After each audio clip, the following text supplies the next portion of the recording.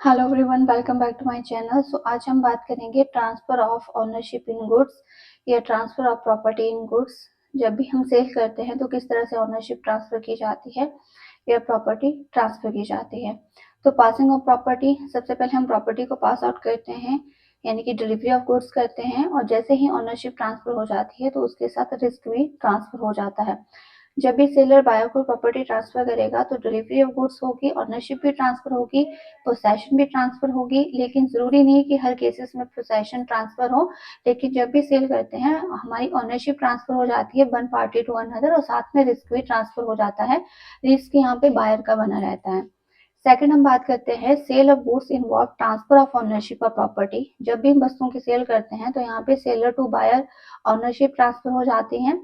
और कुछ essential element है जहाँ ऑनरशिप ट्रांसफर होने के साथ साथ चलते हैं। जब ऑनरशिप सेलर टू बायर चलती है तो तीन चीजें हमारे साथ कंसीडर हम करते हैं। पहला आता है ट्रांसफर ऑफ द प्रॉपर्टी, यानी अब प्रॉपर्टी जो है वो सेलर टू बायर ट्रांसफर होगी, या प्रॉपर्टी किसके नाम की मानी जाएगी, बायर की मानी जाएगी। तो जब भी सेल गुड्स होती है तो जो भी सब्जेक्ट मैटर पे आप कॉन्ट्रैक्ट करते हैं सेलर और बायर, तो सेलर की प्रॉपर्टी अब बायर को ट्रांसफर हो जाएगी और बायर की ओनरशिप का अधिकार मिल जाएगा। Second, delivery of the goods. तो डिलीवरी का मतलब है custody and control of goods. यहाँ पे कस्टडी और कंट्रोल अब सेलर से बायर की तरफ चला जाएगा। डिलीवरी में भी फिजिकली हो सकती है या फिजिकली भी नहीं हो सकती है। बात ओनरशिप की है कि यहाँ पे ओनरशिप आपकी one party to another transfer हो जाएगी, कंट्रोल कस्टडी एक पार्टी से दूसरे को ट्रांसफर हो जाएगी। पासिंग ऑफ द रिस्क, जो जो ऑनर गुड्स का होता है उसका ही गुड्स पे रिस्क बना रहता है। तो पहले सेलर ऑनर था, अब बायर ऑनर हो जाएगा, तो रिस्क भी किसका होगा, बायर का होगा जब आप प्रॉपर्टी ट्रांसफर कर देते हो। नेक्स्ट हमारा टॉपिक है significance of transfer of ownership या importance of transfer of ownership. One by one हम इसको डिस्कस करते हैं। फर्स्ट आता है deciding about who will bear the risk. अब इसमें बात आती है कि जब भी हम ट्रांसफर ओनरशिप की करते हैं तो यहाँ पे ये डिसाइड हो जाता है कि रिस्क कौन बेयर करेगा। रिस्क वो ही बेयर करेगा जो ऑनर होगा, यानी risk prime facie passes with the property. Risk जो है वो प्रॉपर्टी के साथ पास होता है। अगर हम प्रॉपर्टी को ट्रांसफर कर रहे हैं तो प्रॉपर्टी के ट्रांसफर होने के साथ साथ रिस्क भी ट्रांसफर हो जाएगा। तो जो व्यक्ति ऑनर होगा उसका रिस्क यहाँ पे बना रहता है। Second, to take action against to third party in case of the loss. तो जो ऑनर होता है वो ही थर्ड पार्टी के ऊपर केस कर सकता है, जो ऑनर नहीं है वो थर्ड पार्टी के ऊपर केस नहीं कर सकता है। Insolvency of the seller and the buyer. In case अगर इंसॉल्वेंसी हो जाती है बायर और सेलर में से, तो ये जानना बहुत जरूरी है कि गुड्स किसके अंडर हैं। ठीक है, ऑफिशियल रिसीवर कौन है गुड्स का, वो ऑनर होगा, या ऑफिशियल असाइनी कौन होगा गुड्स का, वो ऑनर उसमें माना जाएगा। To sue the price, seller can only sue the price when the goods ownership originally passed to the buyer। अगर यहाँ पे अगर बायर को बायर ऑनर हो जाता है वस्तुओं का, तो सेलर से बायर से वस्तुओं के प्राइसेस की डिमांड कर सकता है। एग्जाम्पल के तौर पे देखते हैं, B contract to purchase 30 ton of apple juice from the A. B ने ए के साथ कॉन्ट्रैक्ट किया कि वो 30 टन एप्पल जो है वो ए से लेगा, और ए ने यहाँ पे जूस को क्रश कर दिया, और क्रश करने के बाद उसने कंटेनर में उसको भर दिया। अब क्रश करने के बाद सामने वाले ने डिलीवरी टाइम पे नहीं ली और जूस यहाँ पे खराब हो जाता है, ट्रेड हो जाता है। सो देन यहाँ पे उसको वो फेंकना पड़ता है।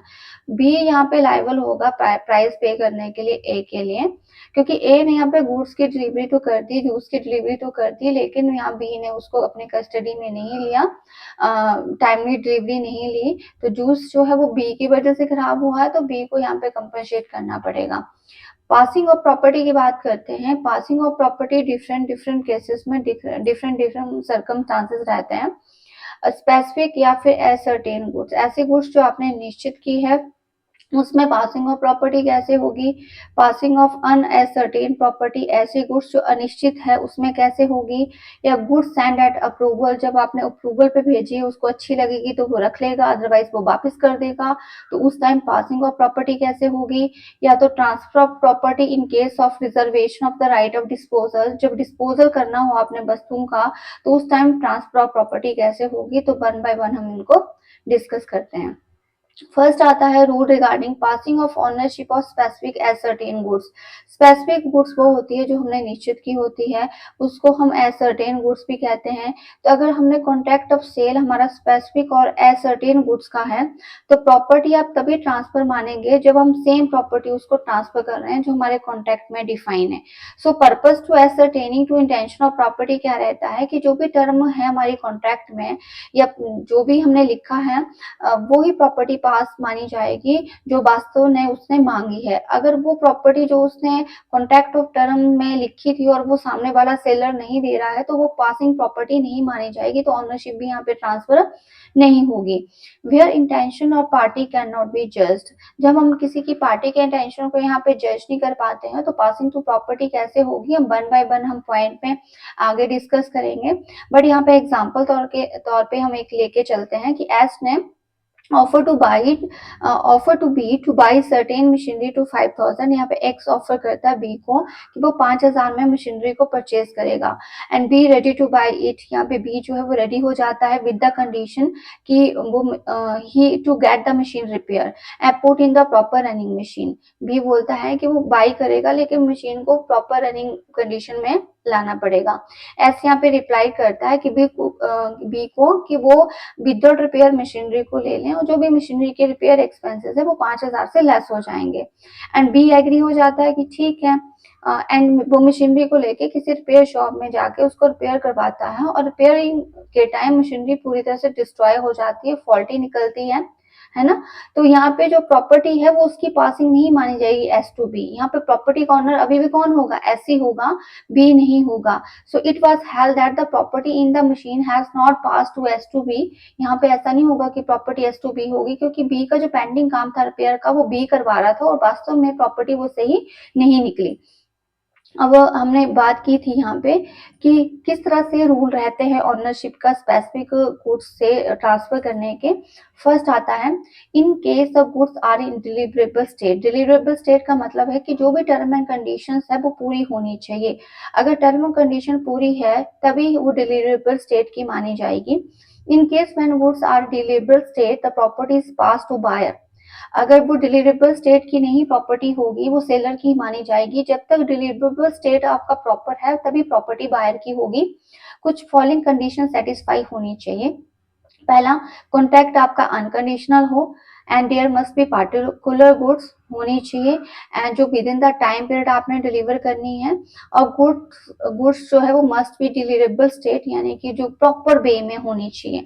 तो इस केसेस में क्या होगा, अगर वस्तुएं डिलीवरेबल स्टेट में है और आपने ट्रांसफर की है तो वो यहाँ पे बायर ऑनर हो जाएगा। When goods are not to deliverable state, goods जो वो डिलीवरी करने की हालत में नहीं है, अभी तक उसका कोई काम पेंडिंग है, अभी तक उसका प्रॉपर वे से चीजें डन नहीं हुई हैं, तो बायर यहाँ पे उसका ऑनर नहीं होगा। तब तक नहीं होगा जब तक वो डिलीवरेबल स्टेट में नहीं है। पिछले एग्जाम्पल में अभी हमने पढ़ा कि वो मशीनरी जो रिपेयर करने के लिए थी, अब रिपेयर करने का काम जो बी ने ले लिया, बी रिपेयर करने गया तो उसने देखा कि पूरी की पूरी मशीनरी खराब है, तो यहाँ पे ट्रांसफर नहीं मानेगी कि प्रॉपर्टी की ट्रांसफर जो है वो प्रॉपर हो चुकी है जब तक ये डिलीवरेबल स्टेट में नहीं होगी। Another specific goods in deliverable state when the seller has to do anything there on order to ascertain price. So जब कॉन्ट्रैक्ट ऑफ सेल होता है स्पेसिफिक गुड्स का तो उसका डिलीवरेबल स्टेट का होना बहुत जरूरी है। बट सेलर को भी ये डिसाइड करना है कि उसका वेट मेजर टेस्टिंग करनी है। सेलर जब ये सारी चीजें कर लेता है तभी वो बायर को हैंड ओवर करेगा कि उसका वेट कितना है, मेजर कितना है, उसकी टेस्टिंग कितनी है, तभी वो बायर को हैंड ओवर करेगा और बायर तभी उस चीज को परचेज करेगा। जब प्रॉपर चीजों से ये चीजें मतलब गुजर जाती है, हो जाती है, तभी उसको डिलीवरेबल स्टेट यहाँ पे माना जाएगा। एग्जाम्पल के तौर पे देखते हैं, X goes into shop and buy television, ask to him shopkeeper to home delivery. तो यहाँ पे शॉपकीपर एग्री हो जाता है तो टेलीविजन इमीडिएटली यहाँ पे प्रॉपर्टी एक्स की बन जाएगी। दूसरी तरफ हम ये देख के चलते हैं कि एक कारपेट कंपनी थी, उसने कारपेट सोल्ड करना था और वो बिछाना था, है ना। A sold carpet to the company, A ने एक कारपेट कंपनी को दिया और उसको वो बिछाना था, वहां पे बिछाने से पहले वो कारपेट चोरी हो जाता है तो वो कंपनी की अब प्रॉपर्टी नहीं होगी, वो ए का ही लॉस होगा क्योंकि वास्तव में डिलीवरेबल स्टेट में नहीं थी चीजें, तो यहाँ पे ए यहाँ पे लॉस बेयर करेगा, ना कि कंपनी बेयर करेगी।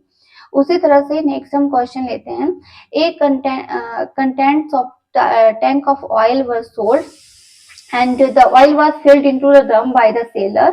यहाँ पे ऑयल सोल्ड करना था और वो जो ऑयल है वो सेलर ने ड्रम में भरना था। कुछ आधा ड्रम बायर के सामने भरा गया और आधा ड्रम जो है भरने से पहले ही वहां पे आग लग गई। अब जो माना 5 ड्रम आपने भरे हैं बायर के सामने, तो 5 का ऑनर बायर होगा, उसका क्लेम बायर करेगा। लेकिन जो बाकी खाली थे, जो सेलर ने नहीं भरे थे और बाकी ऑयल जो लॉस्ट हुआ, उसके लिए सेलर भरपाई करेगा। तो यानी कि जितना हमने डिलीवरेबल कर दिया है, जितनी हमने डिलीवरी कर दी है, उसके लिए ऑनर जो है बायर रहेगा और बाकियों के लिए सेलर रहेगा। नेक्स्ट हम रूल की बात करते हैं। Rule regarding to passing of unascertain goods. Unascertain goods क्या होती है? जो गुड्स निश्चित नहीं होती हैं। गुड्स को अगर कोई भी गुड्स अनएसर्टेन है तो उसको निश्चित करना पड़ेगा।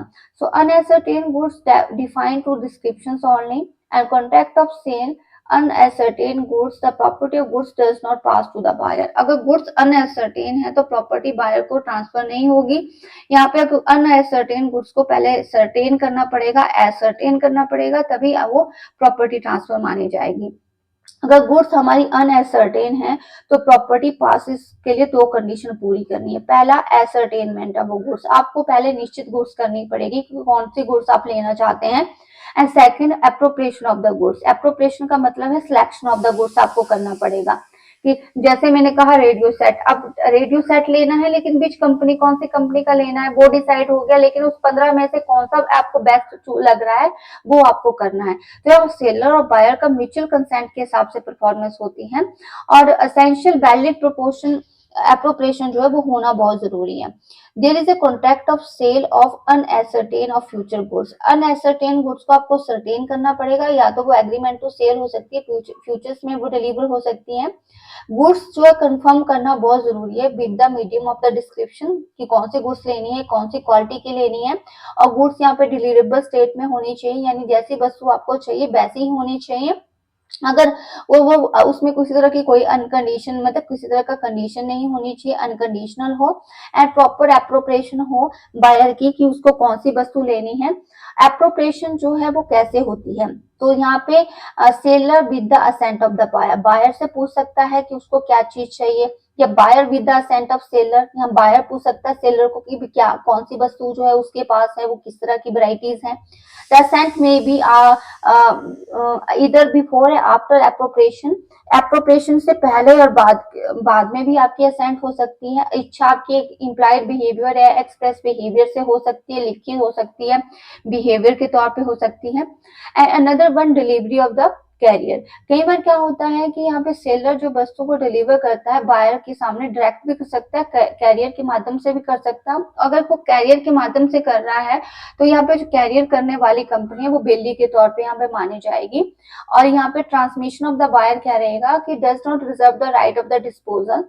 और जब भी अप्रोप्रिएशन होगी तो अनकंडीशनल होगी, और जो कैरियर के थ्रू अगर हम वस्तुओं को दे रहे हैं तो पार्टी यहाँ पे बैली के तौर पे ट्रीट की जाएगी, यानी जो कैरियर है या जो सेलर है वो बैली के तौर पे अपनी लायबिलिटी को पूरा करेगा। नेक्स्ट आता है आपके पास कि passing of the property with the goods stand on the approval and on the sale और या रिटर्न। जब भी हम अप्रूवल पे कोई वस्तुओं को भेजते हैं तो इसका मतलब होता है कि सामने वाला वो चेक करेगा पहले कि उसको अच्छा लगेगा तो वो रख लेगा, नहीं तो वो वापस वस्तुओं को दे देगा। तो जब भी हम वस्तुओं को अप्रूवल के तौर पे देते हैं तो या तो सेल होगी या तो रिटर्न में वापस आएगी। अगर वो सेल होगी तो बायर वहां पे ओनर बन जाएगा। तो बायर को वो बताना पड़ेगा, जब भी वस्तु सेल होगी तो बायर को अपनी असेंट, इच्छाएं एक्सप्रेस करनी पड़ेगी, इम्प्लाइड बिहेवियर से बतानी पड़ेगी कि उसने वस्तुओं को रख लिया है। ओके, एक्सप्रेस बिहेवियर क्या होता है? जब लिखित में या बोल के हम बताते हैं कि हमने वस्तुओं को एक्सेप्ट कर लिया है तो बायर यहाँ पे ऑनर बन जाएगा। इम्प्लाइड बिहेवियर क्या होता है? Conduct of the circumstances according to the law, वहां पे डिपेंड होता है। He does something to good which is equivalent to the acceptance of good, like as to pleasure या प्लेजी। जब भी जो प्लेजी होता है, अगर उसके पास आपने डेट नहीं दिया है विद इन द टाइम तो अधिकार होता है कि वस्तुओं को आगे किसी को सेल कर दे। तो यहाँ पे सामने वाला वस्तु यहाँ पे इम्प्लाइड बिहेवियर से अगर उसको एक्सेप्ट कर रहा है, बाई कर रहा है, तो इम्प्लाइड बिहेवियर से वो ऑनर बन जाएगा बायर के थ्रू। तो आपकी एक्सप्रेस एक्सेप्टेंस हो सकती है बायर की, इम्प्लाइड एक्सेप्टेंस हो सकती है। Retention of the goods, he does not give acceptance तो but keep the goods in custody beyond the fixed time of period, return the goods, no fix is fixed and expiration of reasonable time period, the properly pass either acceptance या keeping the goods himself beyond the fixed reasonable time period। इसका मतलब क्या है कि जब भी कोई सामने वाला व्यक्ति जो है वो अपने पास वस्तुओं को रख रहा है, वो टाइम पीरियड तक ही रख सकता है, या तो वो टाइम पीरियड के बाद तक रख रहा है तो मीन वो वस्तु जो है उसके पास ही रहेगी, वो वापिस नहीं करेगा। हमने अप्रूवल दी कि 1 महीने के अंदर जो है वो वस्तुओं को आप चेक करके जो है वो हमें बता दे कि आपको लेनी है कि नहीं। उसने 1 महीने के बाद भी अपने पास वस्तुओं को रखा, इट्स मीन उसको वो पसंद आई है। नाउ वहां पे बायर, वहां पे ऑनर होगा जिसने अप्रूवल पे ली है। सेल फॉर कैश ऑनली या रिटर्न, तो यहाँ पे नोटिस होता है जब भी हम वस्तुओं को डिलीवर करते हैं तो या तो सेल होगी या तो बस चीजें रिटर्न होगी। अगर सेल होगी तो जो सामने वाले व्यक्ति होगा बायर, वो उस प्रॉपर्टी के प्राइस को कैश के तौर पे देगा। अगर रिटर्न होगी तो यहाँ प्रॉपर्टी का प्राइस को देने की जरूरत नहीं है। एग्जाम्पल के तौर पे समझते हैं कि P brought a musical instrument from the musical shop on condition he will purchase it. P ने म्यूजिकल इंस्ट्रूमेंट की शॉप से कहा कि वो इस कंडीशन पे कि वो उसको परचेज करेगा क्योंकि वो उसको पसंद करता है। आफ्टर ए वीक ही inform that shop owner that agree to purchase the musical instrument, owner transfer to his decide purchase instrument as is on. तो जब वो दुकान में गया था कि उसने म्यूजिकल इंस्ट्रूमेंट परचेज करना था, बाद में उसने कन्वे किया कि वो 1 वीक के बाद उसको परचेज करेगा, तो ऑनरशिप जो है वो सामने वाली पार्टी परचेजर को चली जाएगी। A horse was delivered to be on the condition sale return within the 8 day। Horse जो है वो अप्रूवल पे भेजा, या तो वो सेल होगा या तो रिटर्न होगा within the 8 day. Horse यहाँ पे डेट मतलब डेट मर जाता है before to 8 day. It was held that loss would be fall on the seller not to the buyer. 8 दिन से पहले ही जो प्रॉपर्टी का जो लॉस होगा वो सेलर का माना जाएगा, ना कि बायर का माना जाएगा, क्योंकि यहाँ पे चीजें अप्रूवल पे भेजी हुई थी। नेक्स्ट आता है reservation of right of the disposal, यानी कि डिस्पोजल का राइट किसके पास रहता है। तो जब भी हम चीजों को प्रिजर्व करते हैं तो राइट डिस्पोजल व्यक्ति का जब तक before the property to transfer वो सेलर का बने रहेगा, लेकिन after to property of transfer वो बायर का बना रहेगा। So good to secure that price is paid before the property in goods pass to the buyer. When the sellers put some condition the disposal, then it can reserve to the right of disposal of the goods। अगर आपने advance में ही कोई पैसे दे दिए हैं तो वो चीज तो बायर की होगी प्रॉपर्टी, लेकिन कुछ केसेस में सेलर को अधिकार रहता है कि वो वस्तुओं को डिस्पोज ऑफ कर सके। Seller would be consider to reserve the right of disposal. Seller को कब ये राइट रहता है? फर्स्ट, जब if the goods are shipped and delivered to railway administrative carriage and bill of lading, railway receipts as cash may be, goods are delivered to the order to seller, his agent and seller is the prima facie deemed to the reserve to right of the disposal। जब वस्तुओं को आपने railway में के through भेजना है, carriage के through भेजना है, शिप के थ्रू भेजना है, तो जब भी हम वस्तुओं को भेजते हैं तो हमें बिल ऑफ लेडिंग या रेलवे रिसीट्स मिलती हैं। तो इस केसेस में जो भी वस्तु डिलीवर कर रहा है, यानी सेलर वस्तु को डिलीवर कर रहा है, तो सेलर को वो अधिकार रहता है राइट ऑफ डिस्पोजल का। Second, where there is a seller draw a bill on the buyer for the price and send him to bill of exchange together bill of lading and railway receipts to acceptance of the payment, the buyer must return the bill of lading। he does not accept the pay the bill, so he wrongfully retain the bill of lading and property goods does not pass to him। जब भी हम सामने buyer वाले व्यक्ति से कोई पैसों की डिमांड कर रहे हैं और उसको bill of lading, railway receipts भी साथ में दे रहे हैं पेमेंट करने के लिए, बिल ऑफ एक्सचेंज दे रहे हैं, तो सामने वाला अगर पेमेंट के लिए मना कर दे रहा है तो यहाँ पे जो प्रॉपर्टी पास है वो नहीं मानी जाएगी। एग्जाम्पल के तौर पे देखते हैं, X send furniture to a company by a truck, instruct the driver not to deliver the furniture of company until the payment is company due. X ने फर्नीचर जो है वो ट्रक ड्राइवर के थ्रू भेजा और ट्रक ड्राइवर तब तक वो फर्नीचर नहीं देगा जब तक कंपनी पे नहीं करेगी। तो यहाँ पे प्रॉपर्टी पास तभी मानी जाएगी जब वो उसकी पेमेंट होगी। X placed to order with the buyer requesting to him send the goods by sea, and by taking to bill of lading in the name of X and send it to the own agent, goods were destroyed। During the week, so Y has suffering the loss, ownership has not yet passed. तो X जो है order place करता है by से और request करता है कि सी के माध्यम से, समुद्र के माध्यम से चीजों को दे। समुद्र में वो चीजें डिस्ट्रॉय हो जाती है। नाउ यहाँ पे ऑनरशिप बाई के पास ही थी, क्योंकि बाई के नाम की बिल ऑफ लेडिंग है, रिसिप्ट्स बनी हुई है, ऑनरशिप एक्स के पास नहीं पहुंची है, तो जो भी लॉस होगा वो बाई को ही बेयर करना पड़ेगा। Sale by non owner. अब नॉन ऑनर क्या होता है? जो मालिक नहीं है वो सेल भी नहीं कर सकता है, जो मालिक है वो ही वस्तुओं का सेल कर सकता है। नेमो डट क्यूड नॉन हैबिट, इसका मतलब होता है no one can seller a better title than himself. Seller वो ही होगा, जो सेलर का टाइटल है वो ही आगे ट्रांसफर होगा। अगर सेलर का टाइटल बेटर नहीं है, रॉन्गफुली है, अनडू इन्फ्लुएंस से है, तो सामने भी वही चीज ट्रांसफर होगी। द मेन ऑब्जेक्टिव रहता है कि ट्रू ऑनर ही वस्तुओं को सेल कर सकता है, जो वास्तव में ट्रू ऑनर नहीं है वो वस्तुओं को सेल भी नहीं कर सकता। जिसके पास डिफेक्टिव टाइटल ऑफ गुड्स है, चोरी की हुई माल है, या अंडर इन्फ्लुएंस से लिया हुआ कोई चीज है, फ्रॉड से की हुई कोई काम करके कोई लिया हुई वस्तु है, उसको आप सामने वाले बायर के पास भेजोगे तो वो सामने सेम टाइटल उसको जाएगा, डिफेक्टिव टाइटल ही उसको जाएगा। लेकिन कुछ ऐसी कंडीशंस होती हैं जहाँ पे ऑनर ना होने के बावजूद भी वो सेल कर सकता है। कुछ ऐसे पर्सन होते हैं जहाँ पे सेलर ऑनर भी नहीं होता है, फिर भी वो बायर को वस्तुओं को ट्रांसफर कर सकता है। तो जनरल रूल तो वैसे क्या रहता है कि मालिक ही वस्तुओं को बेच सकता है, लेकिन वो एक्सेप्शन के केसेस है, वो हम आगे पढ़ेंगे। पहला आता है एग्जांपल के तौर पे, A sell some stolen goods to B, A ने बी को स्टोलन गुड्स दी, और यहाँ पे बी ये मान के चला है गुड फेथ पे कि वास्तव में ए एक्चुअल ऑनर है, लेकिन यहाँ पे ट्रू ऑनर जो है वो ए नहीं होता है। So true owner has right to get back to goods B, जो भी ट्रू ऑनर होगा वो बी से वस्तुओं को वापस ले सकता है। उसी तरह से यहाँ पे P the hire the vehicle under the hire purchase agreement, P ने हायर परचेज एग्रीमेंट के थ्रू व्हीकल लिया, सेल देम टू Q, और उसने Q को सेल कर दिया। सो Q यहाँ पे P जब तक लास्ट पेमेंट नहीं करेगा तब तक वो ट्रू ऑनर नहीं है, तो P यहाँ पे ट्रू ऑनर नहीं है, उसने Q को सेल कर दिया, तो Q भी यहाँ पे ट्रू ऑनर नहीं होगा। नेक्स्ट हम बात करते हैं बायर एक्सेप्शन, यहाँ पे जहाँ पे बिना किसी ट्रू ऑनर के कोई वस्तु को बेच सकता है।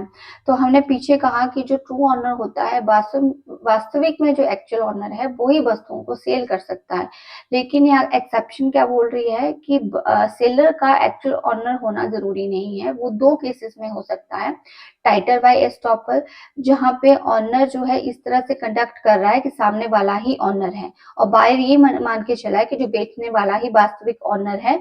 तो कुछ कंडक्ट और बिहेवियर से जब अज्यूम हम करके चलते हैं कि जो बेचने वाला है वो ही वास्तविक में ट्रू ऑनर है, तो उसको हम ट्रू ऑनर मान के ही चलेंगे। Where the true owner by his conduct, by his act lead the buyer to believe he has the authority to sell and induce to the buyer to buy it. True owner he effect कर रहा है buyer को कि जो सामने वाला जो वस्तु उसको दे रहा है वो ही वास्तविक में ओरिजिनल सेलर है। तो टाइटल बाय स्टॉपर के थ्रू तो वहां पे बायर वो ही व्यक्ति माना जाएगा। जैसे मैं अगर किसी दुकान की ऑनर हूँ, लेकिन मेरी दुकान में कोई शॉपकीपर है या कोई व्यक्ति खड़ा है, वो वस्तुओं को दे रहा है और मैं कोई रिएक्ट नहीं कर रही हूँ, और सामने वाला उस वस्तु को परचेज कर रहा है, तो वो टाइटल बाय स्टॉपर माना जाएगा, क्योंकि सामने वाला तो यही सोच रहा है कि वस्तु को देने वाला ही मालिक है। नेक्स्ट है sale by the mercantile agent. जब हम प्रिंसिपल एजेंट या थर्ड पार्टी के बीच रिलेशनशिप देखते हैं, तो जो एजेंट होता है वो प्रिंसिपल के बिहाफ पे काम करता है, और प्रिंसिपल के बिहाफ पे वो चीजों को सेल करता है। तो उस केसेस में भी प्रिंसिपल एक्चुअल ऑनर नहीं होता है, वो वस्तुओं को सेल कर सकता है, लेकिन कुछ कंडीशन वो फुलफिल होनी चाहिए। पहली बात कि वो मर्केंटाइल एजेंट हो, वस्तुओं को बेचने वाला एजेंट हो। दूसरा, उसके पास वस्तुओं की पोसेशन ऑफ गुड्स होनी चाहिए, डॉक्यूमेंट और टाइटल बेस्ट होना चाहिए, इफेक्टिव नहीं होना चाहिए, ऑनर पे कहने पे वो वस्तुओं को बेच रहा हो, यानी ट्रू ऑनर के कहने पे ही उसको टाइटल ऑफ पोसेशन रिसीव हुआ हो, और जो भी वो चीजें बेच रहा है वो रेगुलर या यूजुअल कोर्स ऑफ बिजनेस की बेच रहा हो, गुड फेथ पे चीजें बेच रहा हो। एंड यहाँ पे जो buyer should not have the time of contact notice fact agent is not authorise to cell.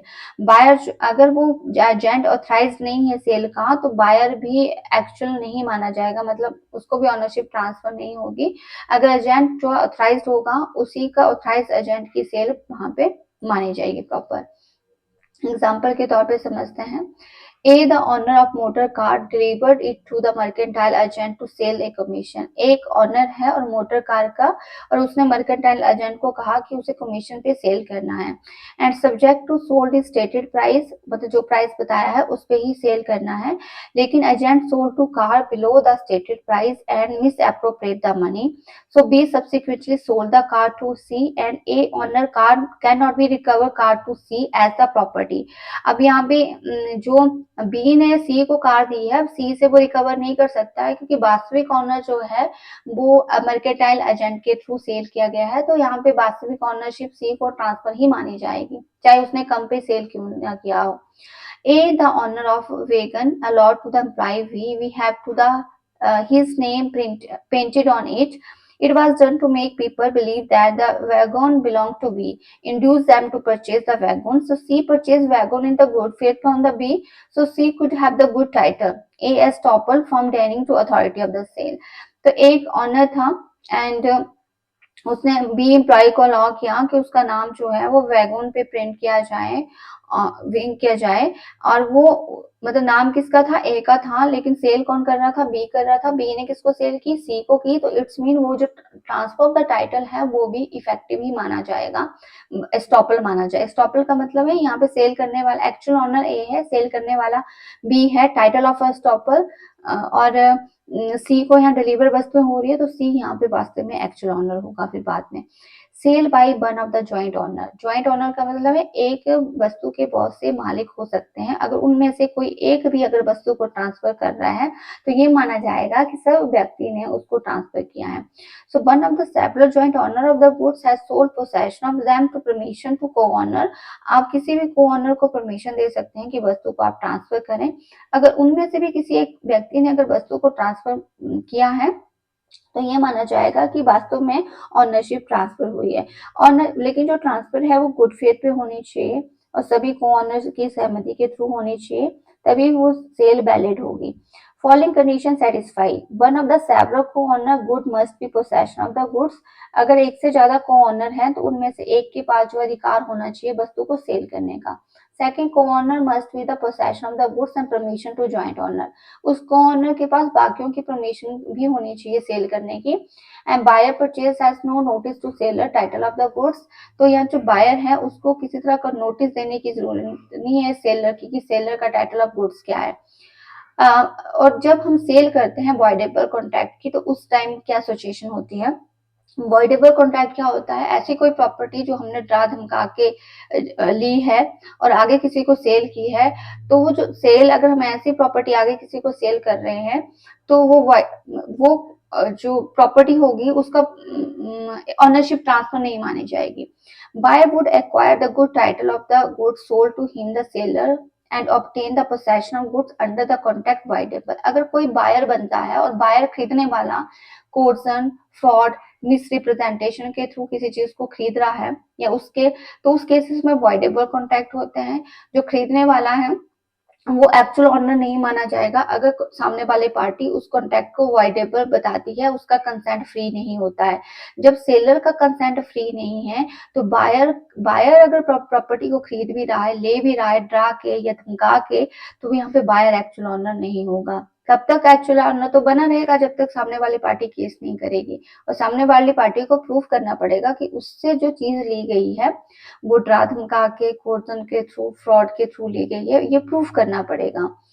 The sale with the considered valid, कब सेल वैलिड मानी जाएगी, जब सेलर के आधार पे पोसेशन हो, जब the possession under the voidable contract, अगर voidable contract के थ्रू अगर आपने चीजें ली हैं और ऐसे the contract has not be rescinded the time of sale, sale के दौरान अगर आपने कॉन्ट्रैक्ट को रद्द नहीं किया है।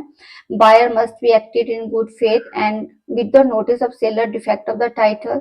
बायर यहाँ पे गुड फेथ पे रिएक्ट कर रहा है और ये शो कर रहा है कि उसका टाइटल डिफेक्टिव नहीं है, तो उन केसेस में ये सेल कंसीडर्ड वैलिड होगी। जब सेलर के पास पोसेशन ऑफ गुड्स होगा, जब दे obtain the possession under the voidable contract and contract must not be rescinded, contract यहाँ पे रद्द नहीं है, तब जब तक रद्द नहीं होगा तब तक केस नहीं करोगे, तब तक voidable कॉन्ट्रैक्ट आपका वैलिड बना रहेगा।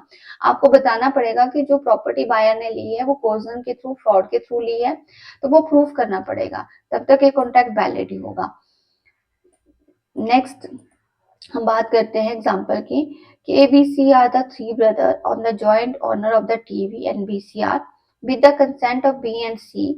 The VCR was kept in possession of the A के पास रखा हुआ है and A sell to TV VCR to P in the good faith without the notice to A, no authority to sell, so P get the goods title to VCR and the TV। तो A जो है वो उस TV और VCR को P को cell कर देता है गुड फेथ पे without notice that A so had no authority to sell. यहाँ पे विदाउट नोटिस उसको अथॉरिटी नहीं है, लेकिन उसको अथॉरिटी मिली, अगर मिलती है तो, और अथॉरिटी अगर बी ने सी ने ए को दे दी है तो यहाँ पी को बेटर टाइटल रिसीव होगा।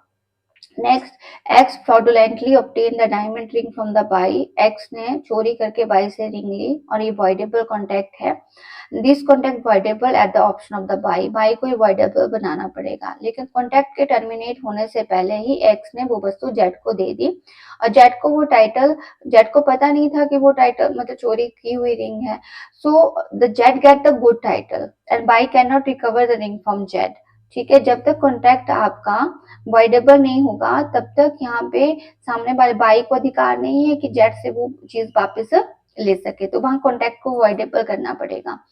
Next, sale by seller in possession after the sale. जब भी सेलर के पास पोसेशन रहती है सेल करने के बाद, सेलर जब भी वस्तुओं को सेल करता है तो ऑनरशिप जो है वो किसकी बनी रहती है? ऑनरशिप यहाँ पे ऑनरशिप यहाँ पे बायर की होगी और सेलर की ऑनरशिप की हम बात करें तो वो ट्रांसफर हो जाएगी। लेकिन पोसेशन की बात करें तो मैंने पहले भी कहा कि जब भी हम वस्तुओं को ट्रांसफर करते हैं, मेरी दुकान में कोई आया, उसने कोई वस्तु खरीदी और कहा कि अपने पास ही रखे रखो, तो पोसेशन अभी भी मेरे पास ही है लेकिन ऑनरशिप बायर के पास चली गई है। If a person has sold goods but continue the possession of them, the document or title to them, he may sell them to the third person. तो थर्ड पर्सन को बेटर गुड्स, मतलब third person को जो title है वो best ही जाएगा, third person को जो टाइटल है वो बेस्ट ही जाएगा and he would be good title to them although the property goods had passed to the first buyer earlier and pledge other disposal of the goods document of title seller possession are equal valid। जब भी हम pledge पे रखी हुई कोई चीज होती है, अगर प्लेजी उसको आगे को ट्रांसफर कर देता है थर्ड पार्टी को, तो उसको बेटर टाइटल ही ट्रांसफर होता है। Goods must be possession to the seller after sale. Buyer must act to good faith. अगर वो सेलर के पास पोसेशन के तौर पे रखी गई है तो गुड फेथ के तौर पे बायर जो है वो गुड फेथ के ऊपर ही एक्ट करेगा। And buyer must not to have notice of the previous sale. और बायर को यहाँ पे प्रीवियस सेल का पता नहीं था कि उसकी पहले भी जो वस्तु है वो सेल हो चुकी है, तो बायर को यहाँ पे बेस्ट ही टाइटल मिलेगा जिसको भी हम सेल कर रहे हैं आगे। Sale by buyer in possession after the sale. क्या होता है यहाँ पे, यहाँ पे जो बायर है वो सेल कर रहा है, सेल हो चुकी है, बायर के पास वस्तुएं पहुंच गई हैं और आगे भी बायर जो है वो किसी को ट्रांसफर कर रहा है। Where a person having brought agree to buy goods obtain the consent of the seller, possession of goods, यहाँ पे बायर को पोसेशन मिली है और बायर उस पोसेशन के आधार पे किसी थर्ड पार्टी को सेल कर देता है तो गुड फेथ पे, तो जिस भी पार्टी को वो सेल हो रहा है तो उसमें गुड टाइटल उसको जाएगा। कैसे? The sale must be considered valid in the following condition.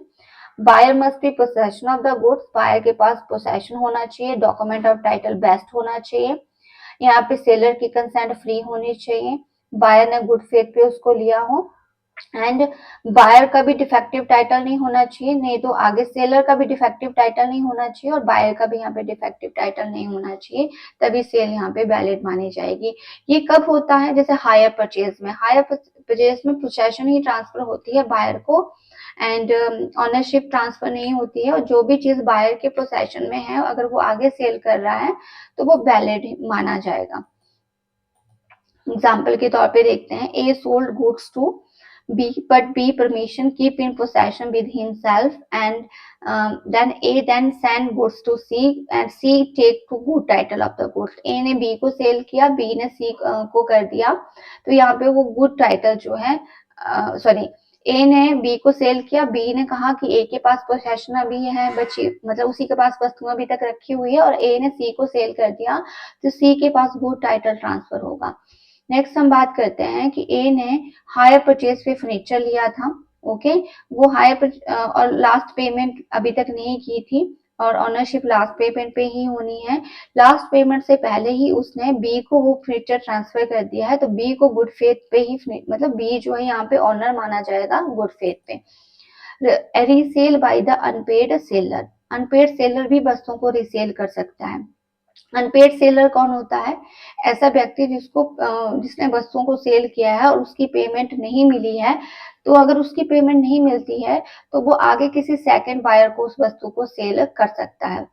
तो रीपेड सेलर के थ्रू अगर रीसेल हो रही है तो ये तब वैलिड मानी जाएगी जब seller must be unpaid seller, seller जो है वो अनपेड सेलर होना चाहिए, सेलर के पास पोसेशन ऑफ द गुड्स होनी चाहिए, एंड वो कभी भी वस्तुओं को ट्रांजिट में, मतलब रास्ते में रोकने का अधिकार या लियन करने का अधिकार उसके पास होना चाहिए। Sale in market overt, market overt क्या होती है? ओपन पब्लिक मार्केट होती है जो लीगली कॉन्स्टिट्यूट होती है। वहां पे जो भी वस्तु किसी को सेल हो रही है या जो भी बायर होगा उसको गुड टाइटल ही रिसीव होता है। खासकर ऐसी मार्केट आप देखेंगे कि चोरी की हुआ सामान वहां पे, या फिर ऐसा सामान रखा होता है जिसके बारे में पता नहीं है वास्तव में एक्चुअल ऑनर कौन सा है। अगर ओपन मार्केट में आप किसी चीज को सेल कर रहे हैं तो बायर खरीदने वाले को बेस्ट टाइटल रिसीव होगा। कुछ एक्सेप्शन है under the act.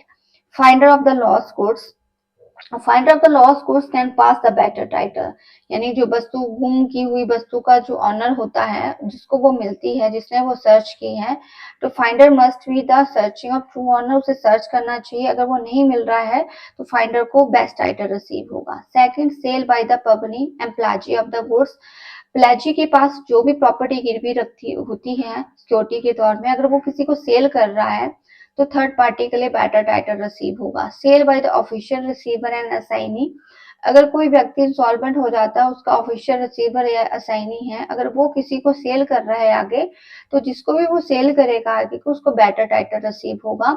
Holder in due course, अगर आप होल्डर इन ड्यू कोर्स हैं और आपको उसके बदले कोई चीज एक्वायर हुई है गुड फेथ के हिसाब से, और जो भी चीज मिली होगी, तो उस केसेस में भी आपका जो टाइटल होगा वो मतलब इफेक्टिव होगा।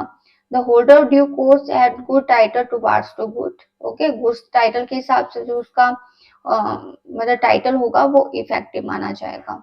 तो आज के टॉपिक में इतना ही, नेक्स्ट चैप्टर हम कल डिस्कस करेंगे।